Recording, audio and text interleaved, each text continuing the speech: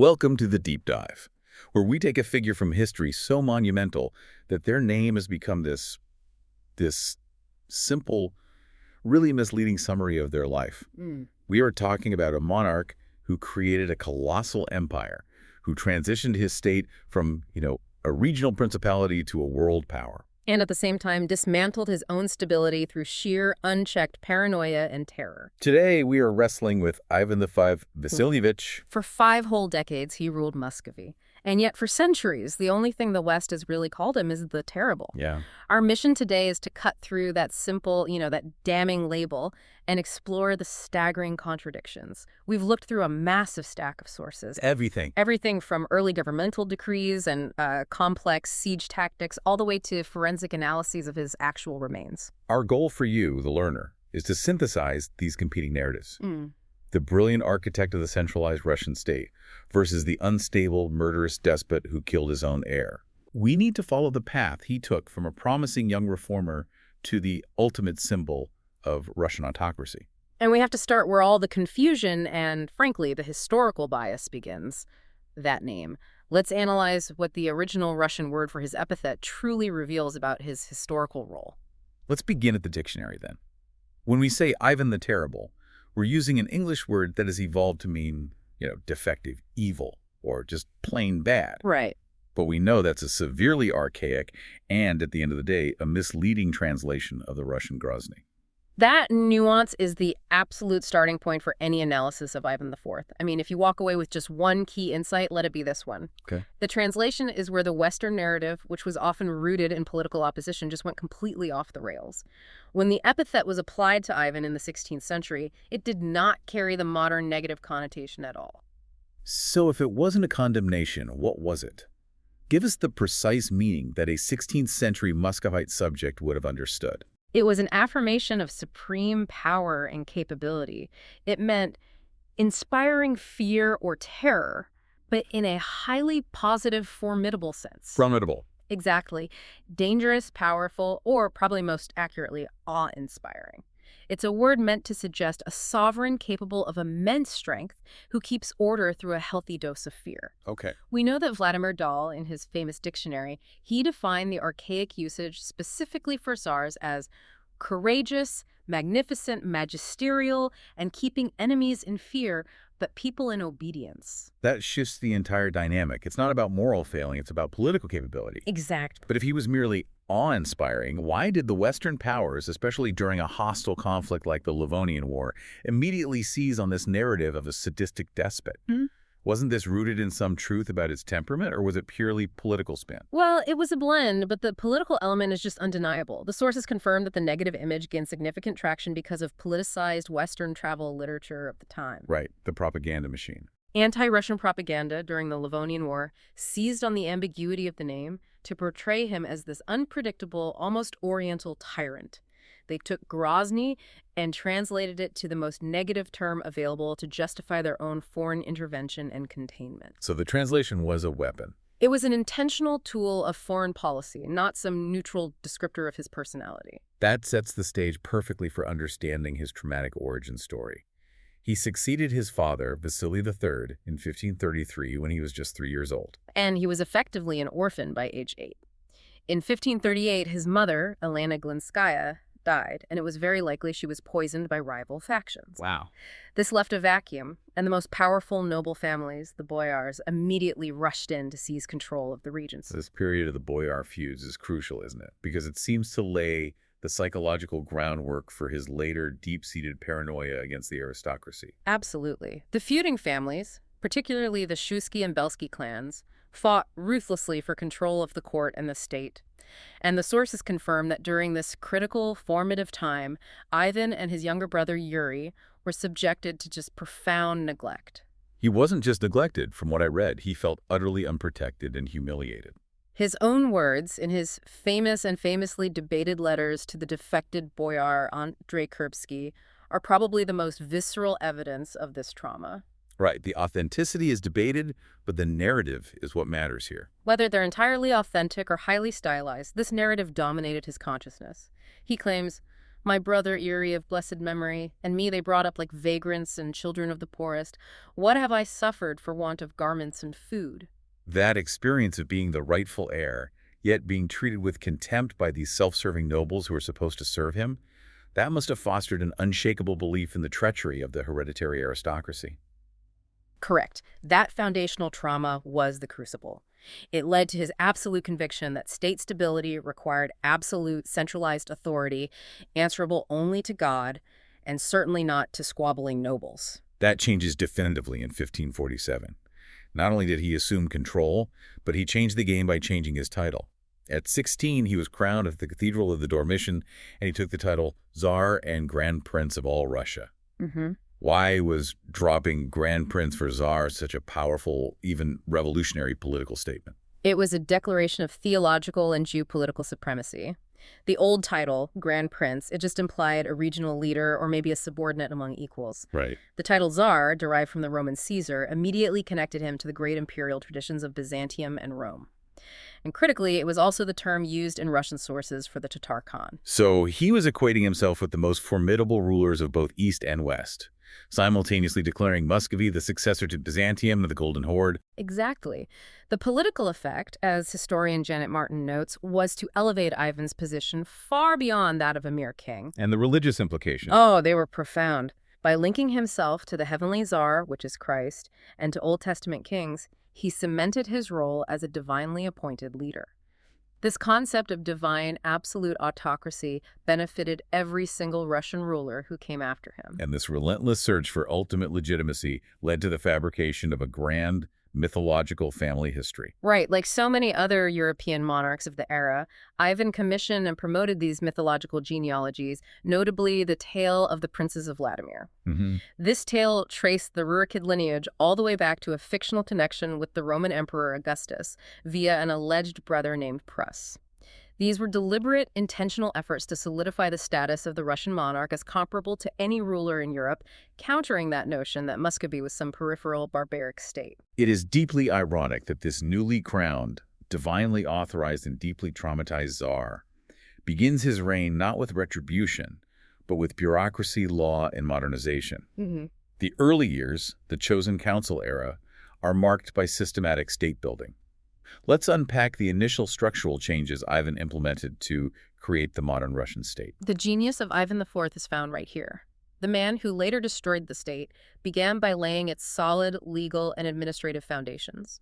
His first major legislative act was the revision of the legal code, which led to the issuance of the Sudebnik of 1550. Okay, what was the real political function of the Sudebnik? It was all about national standardization and centralization. The previous legal code was fragmented, often subject to the arbitrary will of local feudal lords. The Sudebnik of 1550 aimed to establish a unified system of justice and administration across the rapidly expanding realm, and crucially, it limited the judicial power of the local nobles and strengthened the role of central appointed crown officials in judicial matters.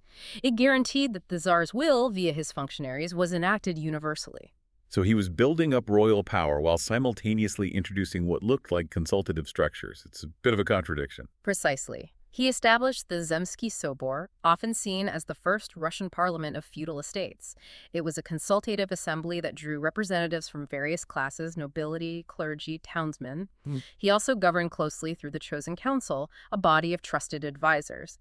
This suggests that the early Ivan, at least, recognized the pragmatic value of seeking counsel and consent rather than just ruling by decree. And militarily, he created the institutional backbone of the future Russian army, the streltsy. The streltsy represented a massive institutional step forward. It was the creation of the first Russian standing army. These troops were professionalized, equipped with modern firearms. A game changer. A total game changer. It guaranteed Ivan a permanent military force ready to wage war and consolidate control at a moment's notice without having to rely on those volatile feudal levies. And the church. On the ecclesiastical front, he strengthened the Russian Orthodox Church's internal cohesion through the Council of the 100 Chapters, the Muscovy Sobor of 1551, which standardized rituals and ecclesiastical law across the vast realm. These reforms weren't just about the center of power in Moscow. They extended to how local villages were managed, right? Yeah, to improve local administration and critically tax collection, he introduced forms of local self-government in rural areas, especially those populated by state peasants. What did that look like? He replaced the old, often corrupt system of local governors, the kormlunchiki, with local officials who were actually elected by the peasantry. It was a pragmatic move, really, designed to create an efficient bureaucracy that could support the expanding state financially.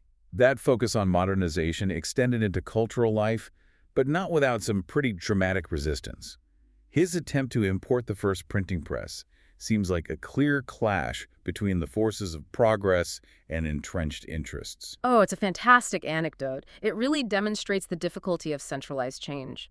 In 1553, Ivan ordered the establishment of the Moscow print yard and imported the first movable type printing press. With the idea of standardizing religious texts. Right, and advancing education. The job security concerns of the 16th century were fierce. They were existential for the scribal class. The technology provoked strong, violent opposition from traditional scribes whose livelihoods were suddenly threatened. The sources detail that this resistance culminated in an arson attack that completely destroyed the print yard. The key printers, Ivan Fyodorov and Pyotr Mstislavets, they were forced to flee to the Grand Duchy of Lithuania. So even the Tsar couldn't just force it through. It shows that even a powerful Tsar could not overcome entrenched technological resistance immediately. Printing only resumed much later, in 1568. Speaking of entrenched interests and Ivan's legacy, we have to discuss one of the most famous myths surrounding him, the blinding of the architect of St. Basil's Cathedral. Right. St. Basil's was commissioned to commemorate the seizure of Kazan. And the legend states that Ivan had the architect, Postnik Yakovlev, blinded so he could never design anything as beautiful again. It perfectly captures that image of the unpredictable, jealous tyrant. But the sources debunk it entirely. They do. It's a powerful narrative for sure, but historically it's untrue. We know for a fact that Yakovlev went on to design more churches for Ivan and was responsible for designing the walls of the Kazan Kremlin in the early 1560s. The facts just don't support the myth. But the myth persists because it aligns with that preferred Western narrative of Ivan the Terrible. Exactly. But the seeds of that monstrous transformation were planted early, right in the middle of this constructive period. The sources point to a single, critical moment that seems to have forever poisoned his soul against the nobility. That moment occurred in 1553. Ivan suffered a serious, near-fatal illness, and assuming he was dying, he requested that the boyars swear immediate allegiance to his infant son, Dmitri. And they refused, or at least many of the most powerful families refused. Many refused. They saw his health as hopeless, and they were already positioning themselves for the inevitable regency battle. They feared the power vacuum that would be filled by Dmitri's maternal relatives, the Romanovs. They were playing political games at his deathbed. Strategic political games, yes. Ivan recovered, and this incident must have confirmed every insult, every moment of neglect, and every fear of betrayal he had harbored since his childhood. It was the ultimate personal and political wound. It confirmed his profound distrust of the boyars, proving to him that the aristocracy placed their own power above the stability of the state and the life of the Tsar. And this event. This event provided the immediate psychological justification for all the later brutal reprisals, the institutionalized terror, and the systematic elimination of perceived internal opposition, including the eventual killing of Metropolitan Philip for daring to challenge his authority. The 1560s are when the pivot accelerates from paranoia to outright terror, driven by external crises and personal heartbreak. What were the compounding factors, the perfect storm, really, that allowed Ivan's personal pathology to override his commitment to stable rule? Muscovy was buckling under immense strain. We had a crushing drought and widespread famine. Military defeats in the Livonian War were piling up. There were constant draining Hotar invasions, and the economy was suffering from a suffocating naval blockade. So the state itself was volatile. Highly volatile. And then the ultimate personal blow that stripped him of what many saw as his moral anchor. The death of his first wife, Anastasia Romanovna, in 1560. She was a member of the Romanov family and widely regarded as his tempering influence. Now, whether or not she was truly poisoned, Ivan certainly believed the boyars were responsible. Which would have just poured fuel on the fire. It profoundly exacerbated his volatile temperament and drove him into a spiral of suspicion and grief. If Anastasia's death fueled the grief, the defection of his closest military advisor, Andrei Kurbsky, was the trigger for the Oprichnina. Kurbsky was Ivan's confidant, and in 1564 he defects to Lithuania. And he doesn't just defect, he actively commands enemy forces and leads raids against Russian territory. Wow. For Ivan, this wasn't just treason, it was the ultimate personal confirmation that the nobility could never, ever be trusted. The only possible response, in his mind, was to destroy them institutionally. The creation of the Oprychnina began with this theatrical display of political cunning, essentially forcing the people to beg for his absolute rule. It was masterful political manipulation. In December 1564, Ivan stages a dramatic exit.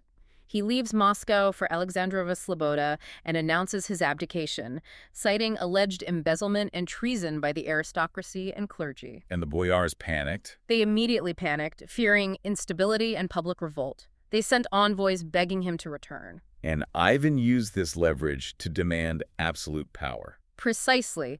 He agreed to return only on the condition that he be granted the right to condemn and execute traitors and confiscate their estates without any interference from the church or the boyar council. And that's when he decreed the creation of the Oprychnina. That was the moment. Let's define this institution. Yeah. What exactly was the Oprychnina as a political and geographical structure? It was a state within a state. Oprychnina means separate estate.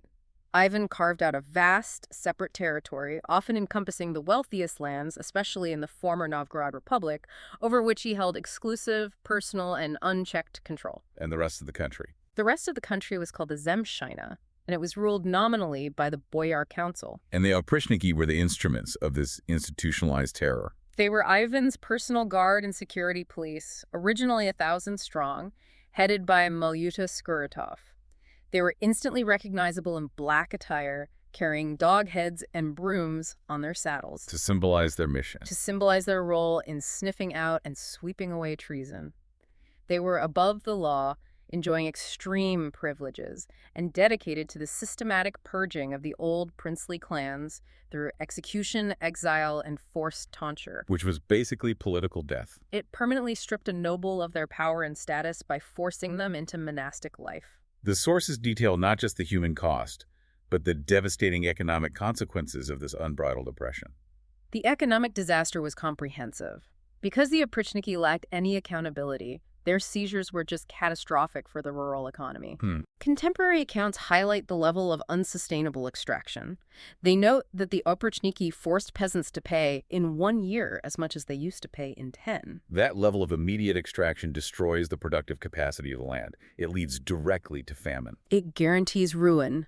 The oppression, compounded by the 1570 plague epidemic and the ongoing war expenses, caused agricultural production to just plummet.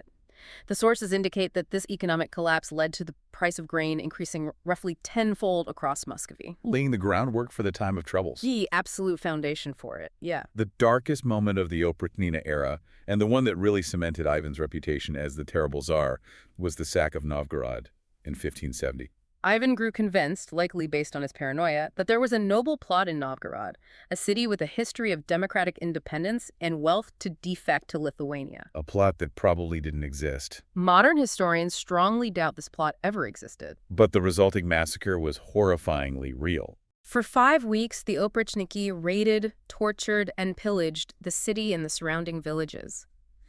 Accounts describe men, women, and children being tied to sleighs and pushed into the freezing Volkhov River to drown. The casualty figures are famously disputed, which really speaks to the difficulty of documenting state terror, doesn't it? Well, it does. The first Pskov Chronicle provided a sensational estimate of 60,000 victims. However, modern historical research gives us a much lower, though still horrific, estimate of around 2,000 to 3,000 victims. And why the lower number? It's based on demographic analysis, noting that the population of Novgorod was already severely depleted by prior crises, famine, and plague. But the takeaway is the same. The key takeaway is that whether it was 3,000 or 60,000, it was an act of brutal, targeted political terror that permanently destroyed Novgorod's economic and political importance. Given all this destruction, why did Ivan abolish the Oprichnina in 1572? Was it a pang of conscience, or did the system simply stop working? While Ivan did show signs of spiritual remorse later on, he compiled lists of victims and sent them to monasteries for prayers.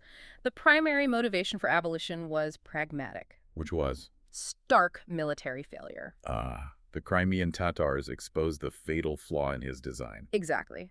During the Russo-Crimean campaigns of 1571 and 1572, the Oprichniki proved militarily inept against the regular forces of the Crimean Tatars and Ottomans. Their poor performance and their focus on internal purges at the expense of military coordination highlighted the system's failure to defend the empire's borders. So he realized the political system he created to purge his enemies couldn't actually save the state from external destruction. Before we move on, we have to mention the brief but bizarre detour of Simeon Bekbutovich. Ah, yes. This incident in 1575 demonstrates Ivan's capacity for political manipulation even when the country was crumbling around him. So what did he do? Ivan proclaimed Simeon Bekbutovich, a Tatar statesman, as the Grand Prince of all Russia, while Ivan himself pretended to be a subordinate. He referred to himself as Ivanets Vasilev, Prince of Moscow. Why stage this elaborate shell game? The English envoy Giles Fletcher suggested it was a political maneuver designed to confiscate the massive wealth of the church. Simeon, acting as a nominal ruler, confiscated vast lands belonging to monasteries. And then Ivan steps back in. When Ivan formally restored himself to the throne the next year, he publicly claimed to oppose the seizure and return some estates, but retained a massive portion for the crown. So he could grab the land without technically committing sacrilege himself. Exactly. A brilliant, cynical move. The contrast between the internal destruction wrought by the Oprichnina and the external consolidation of the empire is what defines Ivan's reign. He was a brilliant strategic conqueror. Let's start with his single greatest strategic success, consolidating the entire Volga river system. The Volga conquests were absolutely transformative and primarily motivated by security. The Kazan Khanate forces were a constant threat. They raided northeastern Russia 40 times in the early 16th century alone. Including that catastrophic raid of 1521. Right, which captured over 150,000 slaves. Muscovy simply could not be secure or develop economically, while these powerful successor states of the Golden Horde controlled the vital river trade routes. The conquest of Kazan in 1552 was a colossal military undertaking. I mean, the preparation alone sounds like a modern logistical marvel. It was years in the making. Ivan secured diplomatic neutrality from the powerful Nogai horde first, but the true engineering feat was the construction of the wooden fortress of Sviazk. A prefabricated city, essentially. Exactly. The entire wooden fortress was constructed far away, disassembled into sections, floated hundreds of miles down the Volga, and then rapidly reassembled near Kazan in 1551. Incredible. This provided an immediate secure staging area for the final siege. And the siege tactics were highly sophisticated for the time. They employed advanced European techniques, heavily utilizing foreign military engineers. They used massive battering rams, built a towering siege tower, and executed sophisticated undermining strategies to breach the thick walls. And artillery. A formidable artillery train of around 150 cannons provided sustained bombardment. Kazan fell on October 2, 1552. And Ivan ensured the victory had profound religious and imperial symbolism. Oh, yes. He ordered the crescent, the traditional symbol of Islam, to be placed underneath the Christian cross on Orthodox church domes, symbolizing the victory of Christianity over the Muslim successor states. So it was a clear message. A very clear message. This conquest, followed by Astrakhan in 1556, transformed Muscovy into an empire, giving it control of the entire Volga and radically altering the balance of power on the Eurasian steppe. With the east secured, Ivan turned west, initiating the Livonian War to secure access to the lucrative Baltic Sea trade routes. This proved to be his great strategic failure. The war was a catastrophic drain. It lasted 24 years, involving Sweden, Denmark, and the Polish-Lithuanian Commonwealth. Ivan just underestimated the resources required and the determination of his opponents. And compounding the war with the Oprichnina. It proved economically suicidal. The war was essentially a slow, grinding failure that crippled the state. It led to economic exhaustion and military reversals.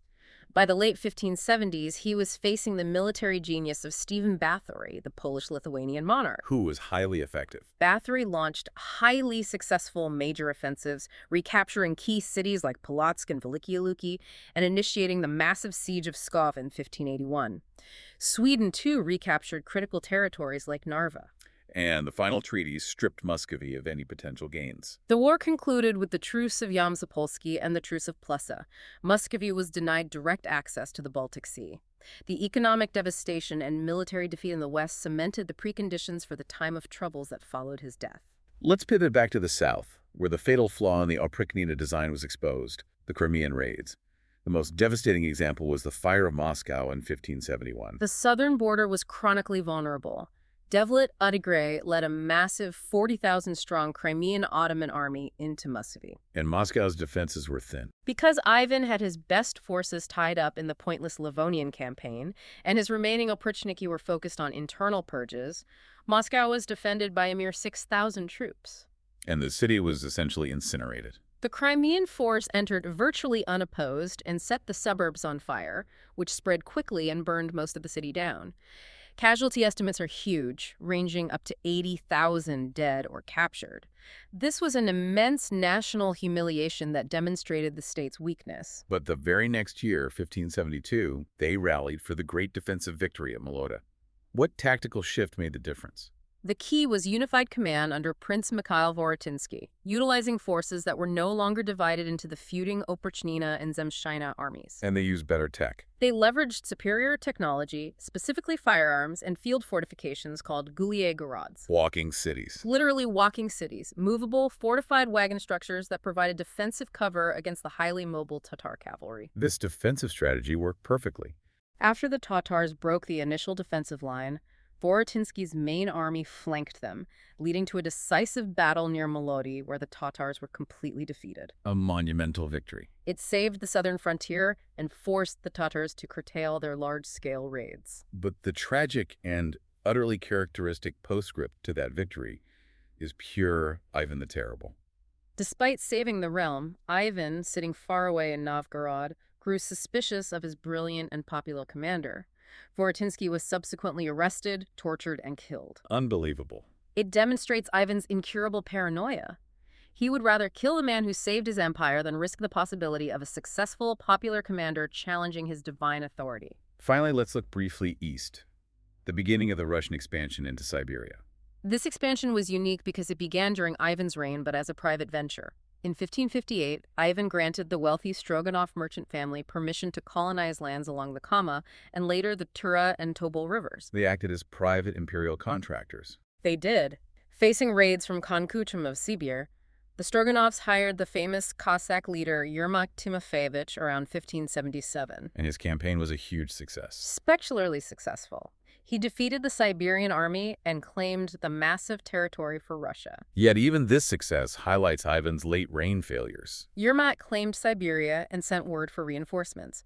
But Ivan, crippled by debt and war exhaustion, sent a detachment of streltsy. They were so poorly supplied they died of starvation before they could offer any benefit. So Yermak was left on his own. He was. Yermak himself was later defeated and died. Russia gained a permanent fortified foothold only after Ivan's death in 1586, with the founding of Timon. His grand vision was established, but his administrative chaos prevented him from fully realizing the immense gain. Moving from geopolitics to the private sphere, Ivan's personal life was defined by the chaos of his numerous marriages, which brought him into direct conflict with the very church that legitimized his rule. Ivan had at least 6, possibly 8 wives, though the church only recognized 4. He repeatedly violated the absolute prohibition against even a 4th marriage. This willingness to trample on church law led to extreme internal conflict and was another reason he chose to depose and kill Metropolitan Philip, who dared to challenge his personal and political authority. His first wife, Anastasia Romanovna, was the key to succession, bearing him 2 surviving heirs, Ivan Ivanovich and Fyodor I. But the question of succession was violently resolved in 1581. Given his increasing paranoia and violent temper, what do the sources tell us about the final confrontation with his eldest son, the heir? How did this argument escalate so fatally? The incident began simply. In November 1581, Ivan chastised his daughter-in-law, Yelena Sheremeteva, who was pregnant, for what he deemed unsuitably dressed. He allegedly struck her. Okay. This led to a fierce altercation with his eldest son, Ivan Ivanovich, who was defending his wife. So this is a son challenging the absolute authority of the Tsar. It was an intolerable offense to Ivan, whose paranoia was already at its zenith. Historians overwhelmingly agree that in a fit of uncontrollable rage, Ivan struck his son in the head with his pointed staff, dealing a fatal blow. The consequences were immediate and catastrophic for the dynasty. Yelena suffered a miscarriage hours later. The heir was dead.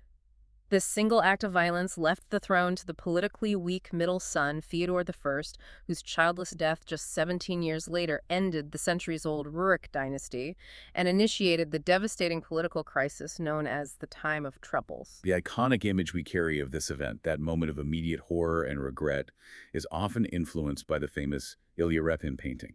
The 1885 Repin painting, Ivan the Terrible and his son Ivan, powerfully captured that moment of remorse, showing the Tsar cradling his dying son. It cemented the image of the paranoid murderer driven to immediate regret, showing a depth of human feeling that complicates the purely cruel despot narrative. Despite the terror, we have to address the sheer contradiction. The man was also known as a talented poet and a serious intellectual. He was a considerable talent. His liturgical hymn, Sticker on Number 1 in honor of St. Peter, was deemed high quality enough to be set to music in the 20th century. And D.S. Mirsky called Ivan a pamphleteer of genius, primarily based on his controversial correspondence. And that correspondence with the defected Kurbsky is still a battleground for historians. Let's explore the debate about its authenticity. These letters are key to our psychological understanding of Ivan. They reveal his passionate defense of autocracy and his justifications for terror. But there's a major challenge to them. Right. The famous challenge came from Harvard professor Edward L. Keenan in 1971, who argued the letters were 17th century forgeries, created to serve political agendas during the Time of Troubles. If Keenan is right, then much of what we believe we know about Ivan's internal thoughts is based on sophisticated historical fiction. That would necessitate a radical reevaluation of his entire personality. However, his contention is not widely accepted. Scholars like John Fennell and Ruslan Skrenikov have strongly argued for the authenticity of the letters, citing contextual and philological evidence pointing to a composition date closer to Ivan's lifetime. So the debate goes on. The debate persists, which just reveals how difficult it is to get to the core of this historical personality. What about his physical appearance and health? We rely heavily on post-mortem forensic analysis to understand his final years. We have very few reliable lifetime portraits. Contemporary accounts, like one from Ambassador Daniel Prince von Buchow in 1567, described him as very tall, around 5'10" strong, thick-bodied, with large observant eyes. But by the end of his life, he was significantly incapacitated by illness. The 1963 Soviet forensic analysis of his remains provided the key insight into his medical status. That excavation disproved earlier theories of deliberate arsenic poisoning or syphilis. Instead, researchers found an extremely high concentration of mercury in his system. And that was the critical medical finding. And the consensus is that the mercury came from ointments, not poison. Yes.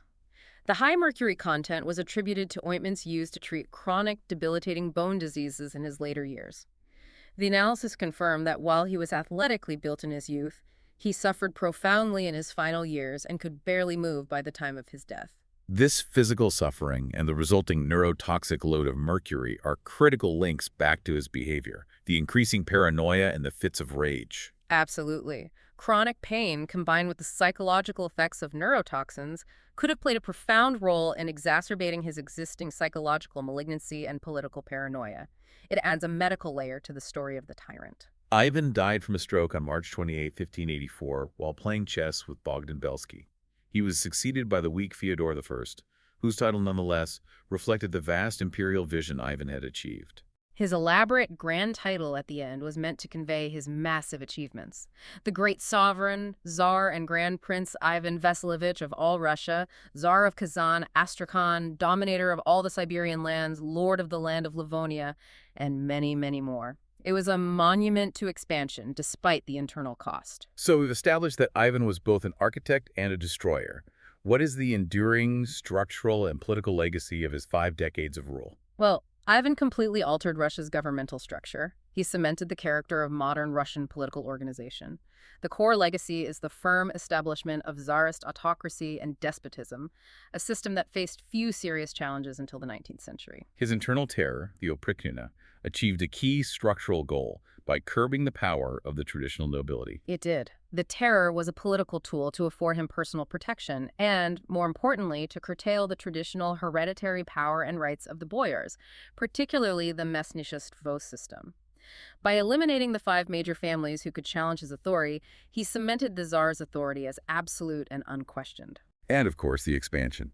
And by the time of his death, the empire stretched from the Caspian to western Siberia, providing the foundation for future massive expansion. But the internal cost, particularly his management of the domestic economy, was nothing short of disastrous.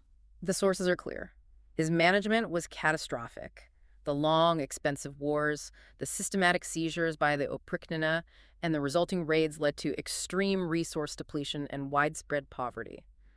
The historian Janet Martin explicitly states that Ivan's reign was a disaster for Muscovy and left the realm on the brink of ruin. He also planted the insidious legal roots of serfdom that would plague Russia for centuries. His reign introduced the first comprehensive laws restricting peasant mobility. This was the crucial opening step in a long process that culminated in the establishment of full serfdom under Boris Godunov and succeeding rulers. His internal policies systematically destabilized the peasantry and aristocracy alike, ensuring a fragile state. The way political regimes have treated Ivan since his death is almost a reflection of their own internal needs. His posthumous reputation is constantly shifting. It serves as a political barometer. Early historians like Nikolai Karamzin, writing before 1917, described him as a monstrous tormentor after 1560. But under the Soviet regime, particularly Joseph Stalin, Ivan was forcefully rehabilitated. This is where we see history used as a direct propaganda tool. Exactly. Under Stalin, Soviet historians were directed to praise strong, centralizing leaders like Ivan, Alexander Nevsky, and Peter the Great, anyone who expanded the power of the state.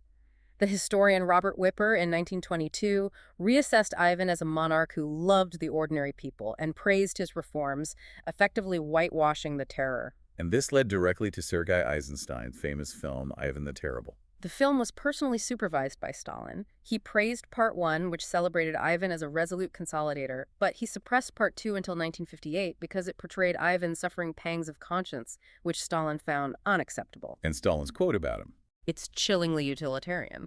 One of Ivan the Terrible's mistakes was that he didn't finish off the 5 major families. He viewed Ivan as a blueprint for necessary mass political purging. And even today, Ivan's legacy is a political flashpoint. It remains contentious.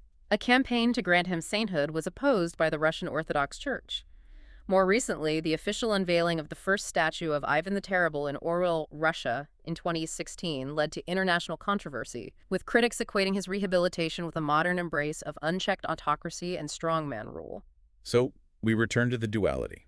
The successful conqueror who secured the entire Volga and established the core of Russian autocracy versus the paranoid ruler whose internal policies nearly destroy the state and whose fatal temper ended his dynasty. The legacy is that inescapable contradiction. He created a vast new empire while simultaneously paving the way for its near collapse just a decade after his death.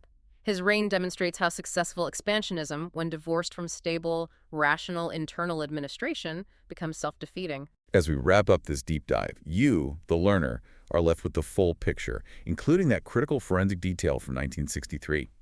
The excessive mercury content in his body, attributed to the ointments used to treat his severe bone diseases in his final years. Which leads to our final provocative thought. If Ivan's increasing paranoia, his infamous temper, and his devastating fits of rage in his later years were, in part, chemically or physically driven by chronic, debilitating pain and neurotoxic mercury poisoning, a medical issue, does that fundamentally change our evaluation of him as a terrible Tsar? What is the role of physical suffering and sickness in the actions of the awe-inspiring ruler, and can we ever fully separate a leader's body from their governmental policy?